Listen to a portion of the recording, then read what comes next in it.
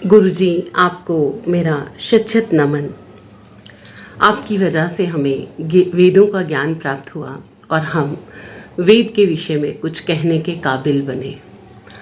तो गुरुजी, आज विश्व में परिचर्चा है कि गायत्री मंत्र जो है, इस पे रिसर्च हुई है और उससे मालूम पड़ा है कि इसका बहुत लाभ है मानसिक रूप से भी और इंसान की उन्नति के लिए भी।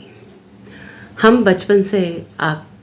बचपन से आपसे इस मंत्र का अर्थ समझा और आपने हमें ये भी समझाया कि बेटा, गायत्री मंत्र को यदि अर्थ सहित नहीं जपोगे तो इसका कोई लाभ नहीं होगा। और इसमें ये इतना महान मंत्र क्यों है? क्योंकि इसमें ईश्वर की प्रार्थना, उपासना, स्तुति है। कुछ ऐसा आपने हमें काफ़ी सालों से आप ये ज्ञान अपने श्रद्धालुओं को दे रहे हैं। तो मैं चाहती हूँ, मेरी आपसे एक प्रार्थना है कि हमारे दर्शकों को भी आप इसका विस्तार से ज्ञान दें ताकि पूरे संसार को इसका लाभ हो सके। वीना बेटी जो जम्मू में रहती हैं, उन्होंने गायत्री के विषय में प्रश्न किया है। बहुत उत्तम प्रश्न किया है।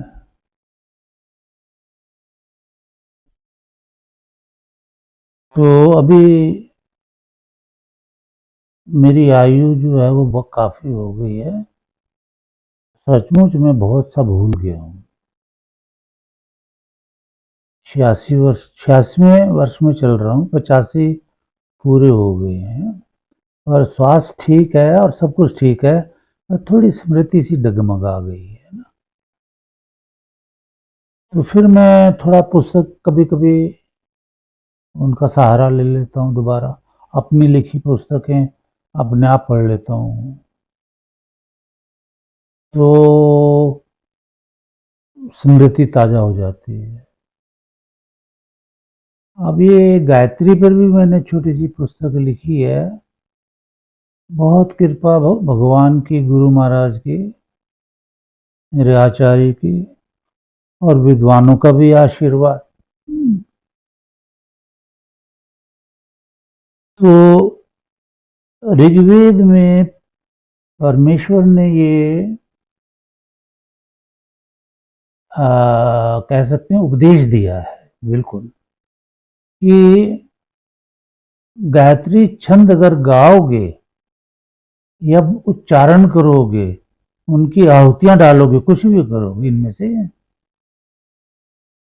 तो गायत्री छंद से परमेश्वर शीघ्र प्रसन्न होता है। ये ध्यान रखो, गायत्री छंद से। वही मंत्र भी हैं, लेकिन एक छंद से नहीं, बहुत से छंदों से। और ये भी कहा कि प्रसन्न होता है, मिल जाता है, ऐसा कुछ नहीं कहा। कष्ट काटता है, रक्षा करता है, प्रसन्न होता है। इससे जीव जो है, साधक जो है, बहुत से आगे मंत्रों का उच्चारण करता है, आहुतियां डालता है, योगाभ्यास करता है। तो कोई अगर कहे कि केवल गायत्री मंत्र से ही हम ईश्वर को पा लेंगे, तो ये तो गायत्री मंत्र भी नहीं कहता। तो हम कैसे कह सकते हैं? क्योंकि गायत्री मंत्र क्या कहता है? भू भुवः स्वः, है ना। ये ऐसा कह दो भूर्भुवः स्वः, एक ही बात है। तत्सवितुर्वरेण्यम, भू भुवः स्वः, जो divine qualities of the almighty God, ये दिव्य गुण जो है भगवान के हैं, उस ऐसे भगवान को मैं पूजा के लिए स्वीकार करता हूँ, वरेण्य, वर्ण करता हूँ। भर्गो देवस्य, वो भगवान, भगवान है स्वत शुद्ध रूप है, शुद्धम अपाप विद्धम, पाप के रिजल्ट पाप कर्मों से सबसे दूर है, शुद्ध है। तो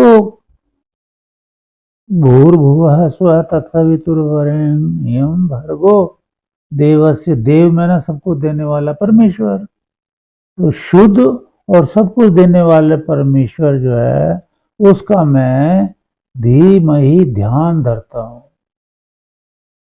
गायत्री मंत्र कह रहा है कि अगर मैं भू भुवा स्वः और भर्गो देवस्य इन गुणों से युक्त और अनंत गुणों से युक्त है ये, तो मैं इन गुणों से युक्त परमेश्वर का ध्यान धरता हूँ, योगाभ्यास करता हूँ, मंत्रों का उच्चारण करके आहुतियां डालता हूँ, इतना अर्थ है, इससे भी ज्यादा। और धीमे ही ध्यान में बैठता हूँ, आंख मीच कर, भ्रूहो मध्य मनसा चलेन, दोनों भुवों के बीच में ध्यान धर के सिद्धासन या किसी आसन पे बैठ के इस परमेश्वर का ध्यान धरता।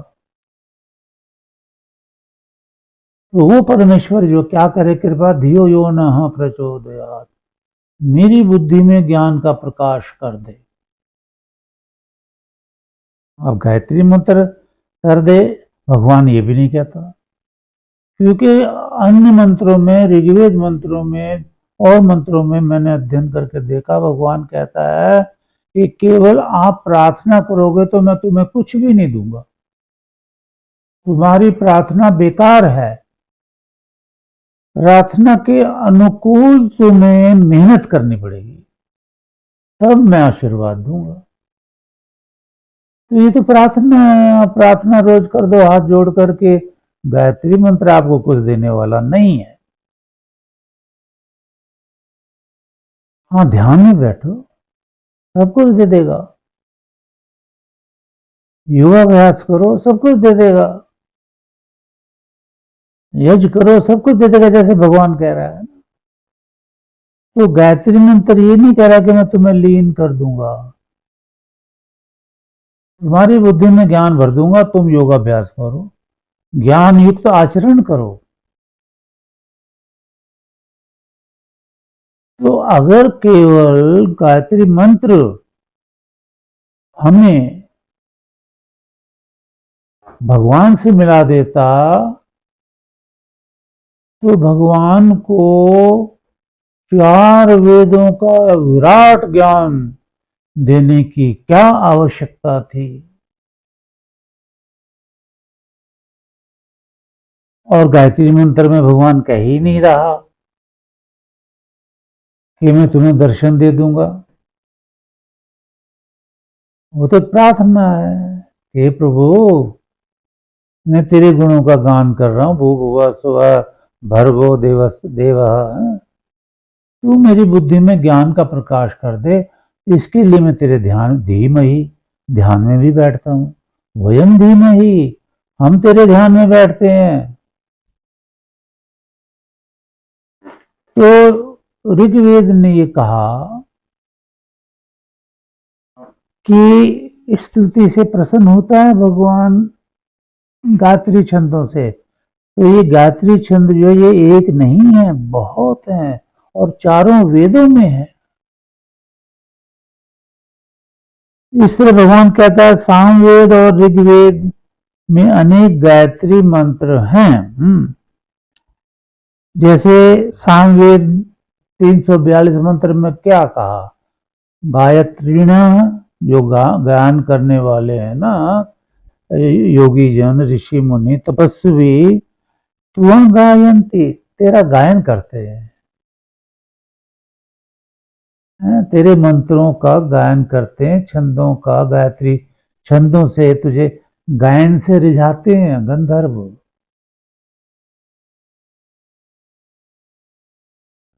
तो बहुत सारे गायत्री मंत्र होते हैं, सिर्फ एक गायत्री नहीं, तो वो रिझाते हैं। और विद्वान से प्रार्थना है कि हे विद्वान, तू वेदों का पूर्ण ज्ञान प्राप्त करके, इंद्रियों पे संयम करके मुझे भी ज्ञान दे। भर्गो देवस देव, तू मेरी बुद्धि में ज्ञान का प्रकाश कर दे। इसके लिए मैं तेरे ध्यान में भी बैठता हूँ। वयम धीमहि, हम तेरे ध्यान में बैठते हैं। तो ऋग्वेद ने ये कहा कि स्तुति से प्रसन्न होता है भगवान गायत्री छंदों से। तो ये गायत्री छंद जो ये एक नहीं है, बहुत है, और चारों वेदों में है। इस तरह भगवान कहता है सामवेद और ऋग्वेद में अनेक गायत्री मंत्र हैं। जैसे सामवेद 342 मंत्र में क्या कहा, गायत्रीण, जो गायन करने वाले हैं ना, योगी जन, ऋषि मुनि, तपस्वी, तुम गायंती, तेरा गायन करते हैं, तेरे मंत्रों का गायन करते हैं, छंदों का, गायत्री छंदों से तुझे गायन से रिझाते हैं गंधर्व।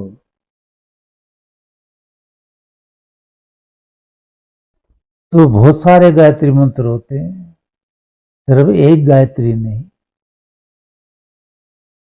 तो वो रिझाते हैं।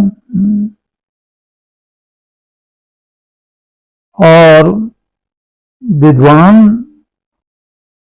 से प्रार्थना है कि हे विद्वान, तो वेदों का पूर्ण ज्ञान प्राप्त करके, इंद्रियों पे संयम करके मुझे भी ज्ञान दे। तो केवल गायत्री मंत्र कोई पढ़े और इंद्रियों पे संयम नहीं है, भोजन पे संयम नहीं है, नींद पे नियंत्रण नहीं है, और न जाने क्या क्या अवगुण है, तो गायत्री मंत्र क्या करेगा? कुछ नहीं करेगा। भगवान की नींद है, उनमें आओ। वो कह रहे हैं अलग से मंत्रों में बहुत कर अपनी इंद्रियों को पहले संयम में लाओ, तब गायत्री की बात करो। ये 5 ज्ञान इंद्रिय, 5 कर्म इंद्रिय, मन और बुद्धि, ये प्रकृति से बनी है, ये बड़ी ही चालाक और जीवात्मा को कुएं में धकेलने वाली, इसको दुखों के समुद्र में धकेलने वाली हैं ये इंद्रियां। पहले इनको कंट्रोल करके बताओ साधना द्वारा। गायत्री की तो बात बाद में हो,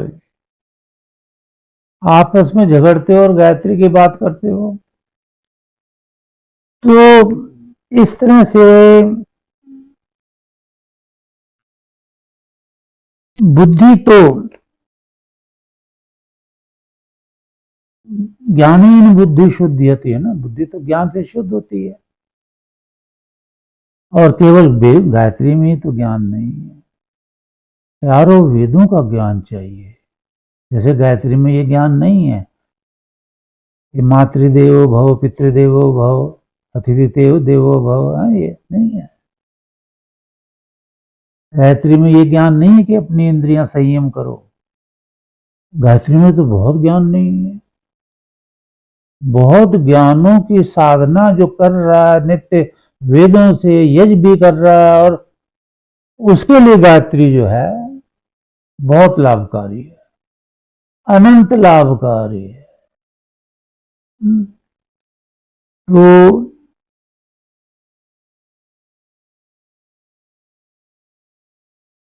देव मृत्यु के भय से मानो वेदों की छाया में जा छिपे, मौत से डरकर विद्वान जो है, जो वेद के ज्ञाता है, मानो है, वो वेदों की छाया में जा छुपे,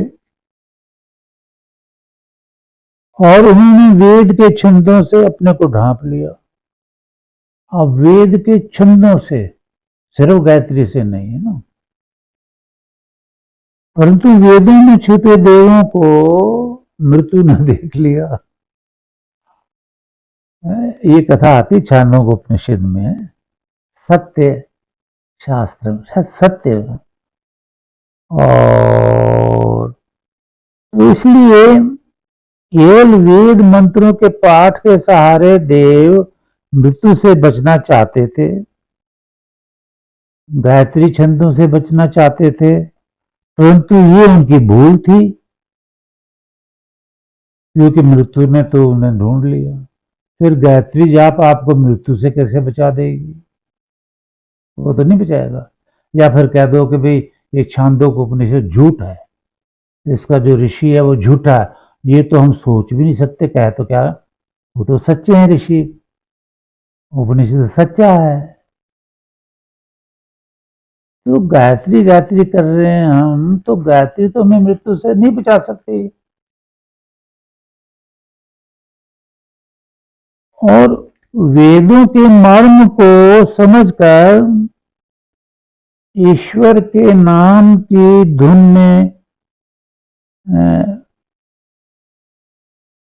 जो प्रवेश कर गए,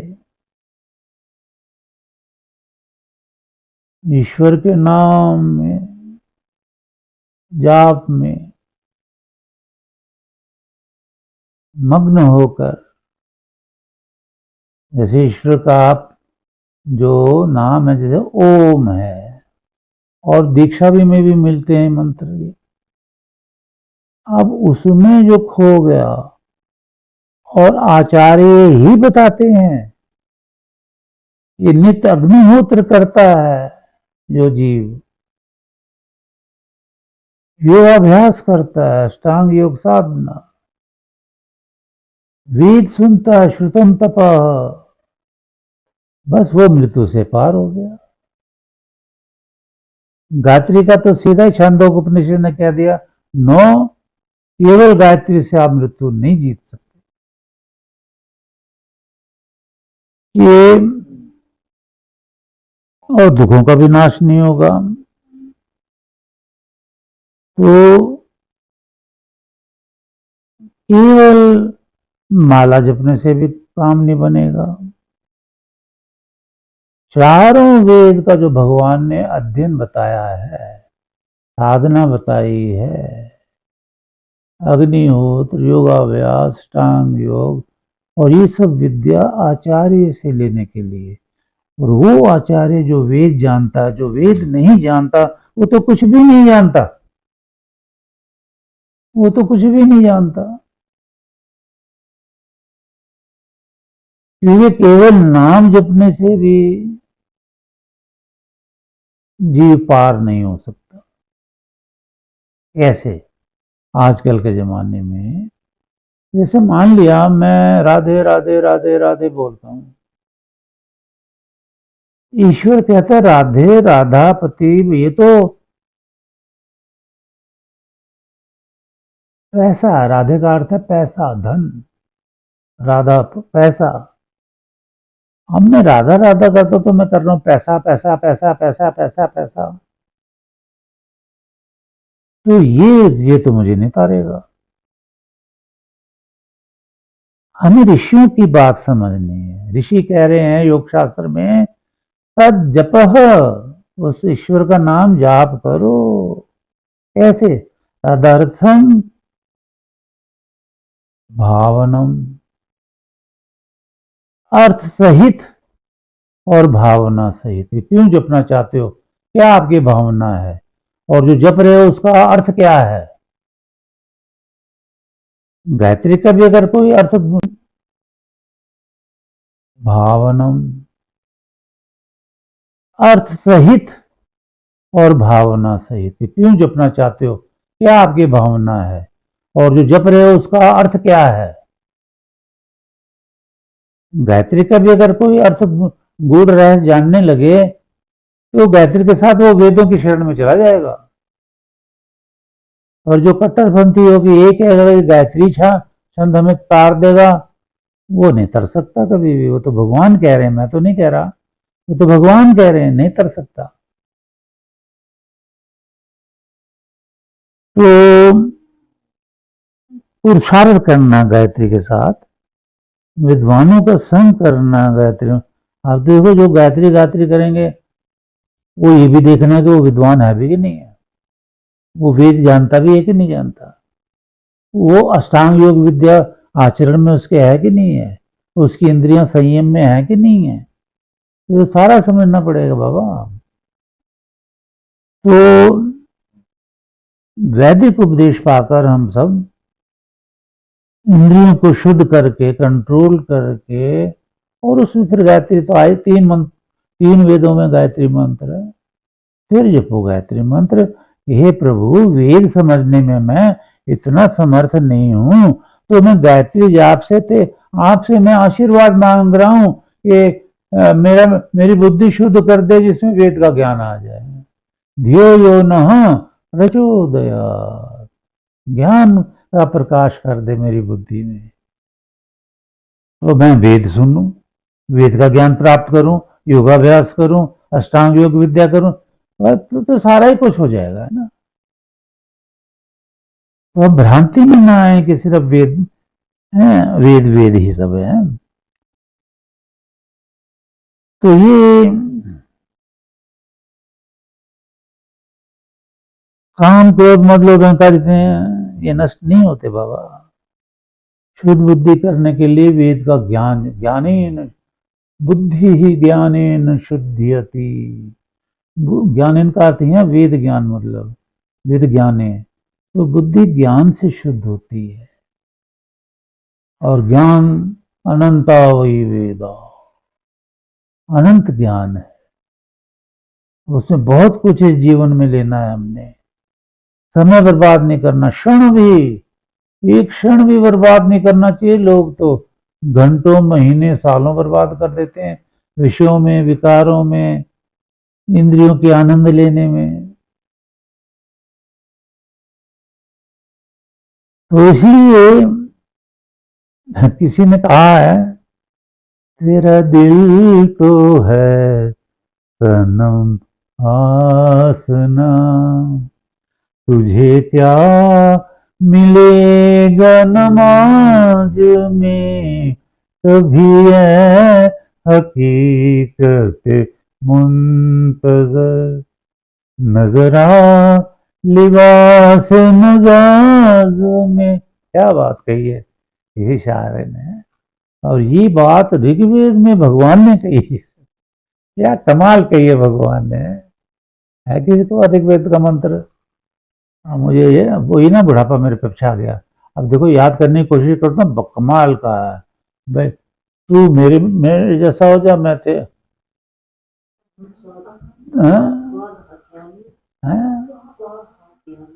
त्वा घास्यामि अहम त्वा। हाँ, मैंने तो एक भजन में भी कहा कि तू ही तो ना, या तो तू मैं हो जाऊं, या मैं तू हो जा। ये प्रभु मतलब एकदम अलंकारिक है कि तू जरा मेरे लिबास में आके देख, मनुष्यों में, योगी नहीं, योगी की बात नहीं कर रहे हम, मैं मनुष्य हूं, मेरे लिबास में आके देख, मुझे कितनी कठिनाइयां उठानी पड़ती है, कैसे मैं जी रहा हूं। और कभी मैं तेरे लिबास में, यानी मैं निराकार ब्रह्म हो जाऊं, होएंगे नहीं बाबा। एक अलंकार में भगवान ने ज्ञान दिया है, तो मैं तू हो जा और तू मैं हो जाऊं। इसमें तो मैंने बड़ा सुंदर भजन लिखा है, इनको भी अगर याद आ जाए तो बड़ा अच्छा है। देखो तो इसलिए ये ध्यान ध्यान रखो कि वेद मंत्रों के उच्चारण से भी मृत्यु नहीं जीती जाती, दुखों का नाश भी नहीं होगा, ये भी नहीं होता कभी। केवल गायत्री मंत्र के उच्चारण से या माला जपने से भी कोई लाभ नहीं होगा। विधि पूर्वक, जैसा ऊपर हमने समझाया ना, कि पुरुषार्थ द्वारा अपने कर्मों और बुद्धि को शुद्ध नहीं कर लेते हम, यानी चारों वेदों का कठोर अध्ययन, योगाभ्यास आदि जो भी है, तो कुछ भी नहीं प्राप्त होने वाला। तो हाँ, तो हम घासा अहम यदग्नि, हे ईश्वर यदि, देखो ये आ तो गया भगवान का भजन, ये यद अग्नि श्याम हम त्वम, स्यु धातु से मैंने हो जाऊं, श्याम अहम त्वम, मैं तू हो जाऊं, मैं जीवात्मा ब्रह्म हो जाऊं। हो नहीं सकती ना। लोग तो कह देते हैं हम ब्रह्मस्मि, ये असंभव है, ये असंभव से भी असंभव है। मेरे तो नास्तिकों से बहुत शास्त्रार्थ हुए, सबसे बड़ा सब बेचारे मान गए कि ईश्वर है। और सबसे बड़ा शास्त्रार्थ किससे हुआ है? स्वर्गीय सरदार खुशवंत सिंह जी से, जिसने खुद चार सब अखबारों में निकलवा दिया। ये 2 साल के डिस्कशन के बाद योल के स्वामी रामस्वरूप जी ने मुझे समझा दिया कि ईश्वर है, और मुझे समझाते नहीं, मेरी खिल्लियां उड़ाते थे, ऐसा उन्होंने खुद। और वो अखबार हमारे पास सुरक्षित है, जिसको पढ़ना आके पढ़ ले। तो देखो क्या क्या बात है, श्याम हम तुम वाघा से हम, या तू मैं हो जाओ, या तो मैं ब्रह्म हो जाऊं या ब्रह्म जीव हो जाए, दोनों ही नाम। इसलिए अहम ब्रह्मास्मि ये गलत है ना। ये उपनिषद का वाक्य है, इसका अर्थ कुछ और है। मैंने अपनी कई किताबों में लिखा है इसका। है सृष्टि सत्य ही आशीषा, ये आशीर्वाद जो है ये सत्य आशीषा, ये आशीर्वाद जो है ये सत्य हो जाए कि हे प्रभु, या तो तू जीव हो जा या मैं जीव ब्रह्म हो जाऊं। तो इसके ऊपर मैंने एक भजन गाया है, श्याम तुरी बांसुरी ने बजाऊं, श्याम तुरी बांसुरी। है राधा कह रही है, अलंकारिक है भैया, है भगवान ही निराकार है। मैं तो एक समझा रहा हूँ एक बात, जैसे मैं तू हो जाऊं, तू मैं हो जाऊं, तो राधा कह रही है कि मैं कृष्ण बन जाऊं और कृष्ण राधा बन जाए। तो कह रही तेरा निक निक जरा सी देर के लिए मुझे बांसुरी दे, जैसी बांसुरी तू बजाता है ना वही मैं बजाऊं, बजा के दिखाती हूँ तेरे को। और तू कृष्ण है तो मैं कृष्ण बन जाऊं, क्योंकि मैं तेरे जैसी बांसुरी बजाऊं। क्या कमाल के हैं। जो तान भरो मुरली में, जो तान भरो मुरली में, सोई सोई तान सुनाऊं रे कान्हा तोरी बांसुरी ने। जो तू बजा रहा है ना वो मैं गा के सुनाऊंगी बांसुरी में। हमरे भूषण तुम ही पहरो, मैं सिर मुकुट धराऊं, हमरी बिंदिया तुम ही लगाओ, मैं सिर मुकुट धराऊं, हमरे भूषण तुम सब पहरो, मैं तुमरे सब और कान्हा तोरी बांसुरी ने। तू मेरे पर वस्त्र पहन, ये जो मैं लेडीज के वस्त्र पहनती हूँ, क्योंकि तू राधा बन जा, और मैं तेरे वस्त्र पहनती हूँ, मैं कृष्ण हूँ। है क्या बात है। आखिर वो बड़ा है ऐसे, आखिर का स्टैंजा कितना सुंदर है, ये सूरदास जी का लिखा हुआ। भामनी बन कर मान करो तुम, भामनी में ना नारी, पत्नी, नारी, तो नारी बनकर तो मान करो बाबा, मैंने तुझे मान दिया है कि अपना रूप तुझे दे दिया है, तेरा रूप मैंने ले लिया है, तो तू भामनी बन, नारी बन, मैं कृष्ण, तो मैं तुझे मनाऊं। भामनी बन कर मान करो तुम, मैं तो है आन मनाऊं, सूर शाम तुम बनो राधिका, हे श्याम सुंदर तू राधिका बन, सूर शाम तुम बनो राधिका, मैं नंदलाल कहूँ रे, श्यामा तोरी बांसुरी ने बजाऊं। ये वेद मंत्र के आनंद में आके मैंने ये भजन चुना। ये पर इसमें ये नहीं है कि पत्थर पानी की पूजा का कोई हिसाब है, ये तो भाव मैंने बताया आपको। तो क्या कमाल है। तो गायत्री का मैं कितना व्याख्यान करूं। तो मतलब ये है कि गायत्री मंत्र अगर केवल चाहिए तो भगवान को चारों वेदों का ज्ञान देने की जरूरत नहीं, एक बात। दूसरा, केवल गायत्री मंत्र पाकर आज तक कोई तरा नहीं है, उसे कुछ नहीं मालूम हुआ है।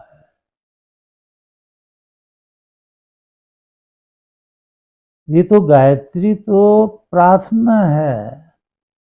आप भू भुआ स्वः को जानो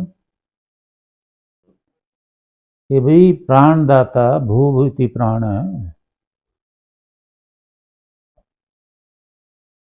और भुआ है अपान मतलब दुखनाशक। वह जो आनंद है, आनंद स्वरूप परमात्मा, ये तेरे तीन गुण है। तत्सवितुर्वरेण्यम, तभी तू मैंने तीनों लोगों को रचने वाला, उसका मैं वर्ण करता हूँ। इन गुणों वाले परमेश्वर का मैं भजन करता हूँ, मैं साधना करता हूँ।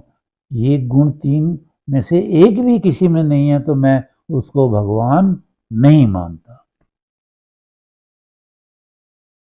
जिसमें भूति प्राण, प्राण दान नहीं कर सकता कोई, तो मैं उसको क्यों मानूं, वो भगवान थोड़ी होगा। ऋग्वेद प्रमाण देता है कि जब बच्चा माता के गर्भ में आता है तो तुरंत परमेश्वर प्राण व्यान दान समान, ये प्राणों का दान कर देता है उसको। हार्ट बीटिंग नहीं होती तो डॉक्टर कह देता है कि बच्चा जीवित नहीं है। तो ये तो ईश्वर की कृपा है कि वो एकदम से दान देता है। तो जो परमेश्वर माता के गर्भ में बच्चे को प्राण दान करता है, उसकी पूजा करो। और अगर मैं कहूं कि मैं किताब में, जड़ वस्तु में प्राण दान कर देता हूं जी, तो वो किताब चलनी चाहिए, वो किताब को बोलना चाहिए, वो किताब आशीर्वाद दे, ऐसा नहीं है। प्राण दान का दाता जो है, ओम प्राणाय नमः, वो ईश्वर है, केवल ईश्वर। और किताब में या किसी जड़ वस्तु में तो भगवान कहता मैं भी प्राण प्रतिष्ठा नहीं कर सकता, और तो क्या करेंगे, मैं ही नहीं कर सकता। क्यों? क्योंकि मेरे नियम के विपरीत है ये। ईश्वर अपने बनाए नियमों पे खुद भी चलता है, और ये ज्ञान तो वेदों में है। वेद नहीं सुनते तो कुछ भी नहीं है। बोलो सच्चिदानंद घन भगवान की जय।